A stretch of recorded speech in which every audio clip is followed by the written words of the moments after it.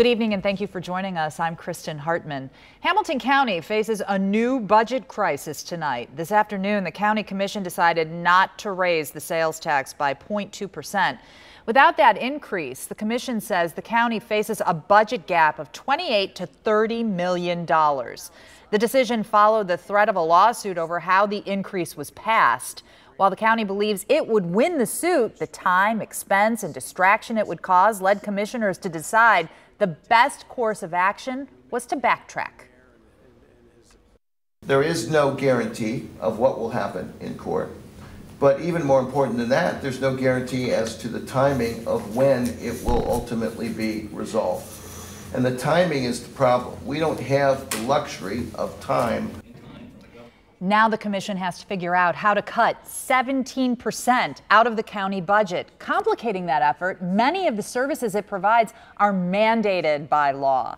The county says rising expenses and a drastic cut in state funding are to blame for the shortfall.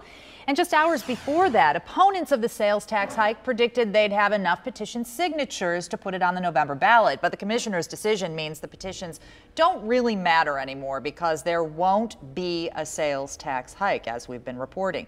Joining us now to talk about all of this and where we go from here is County Commissioner Denise Driehaus. We want to thank you for being here. Thank you for having me. And, you know, my question is, what are you going to do?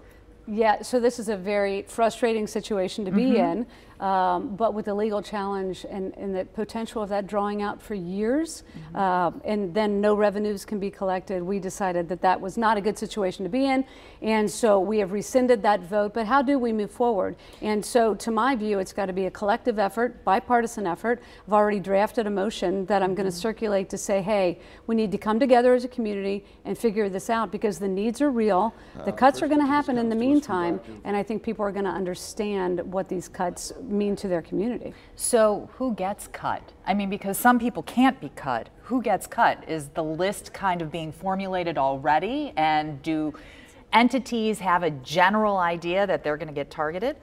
Well, I think everybody's on the list because the cuts are so big. It's a $28 million structural deficit, meaning that it's ongoing.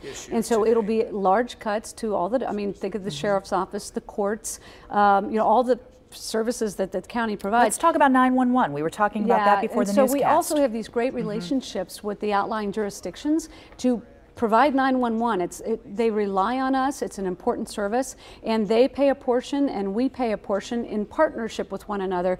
Those fees are likely to go up because we simply can't afford to provide the service like we do now. So it really is an example of stuff rolling downhill. Yeah, the state cuts that, you know, the cuts from Governor Kasich's office down to us were difficult. They're difficult. I mean, that's the reason we wouldn't be sitting here today if it weren't for those state cuts. And we said, stop. We will try to increase revenues through sales tax and not push that down to the local level.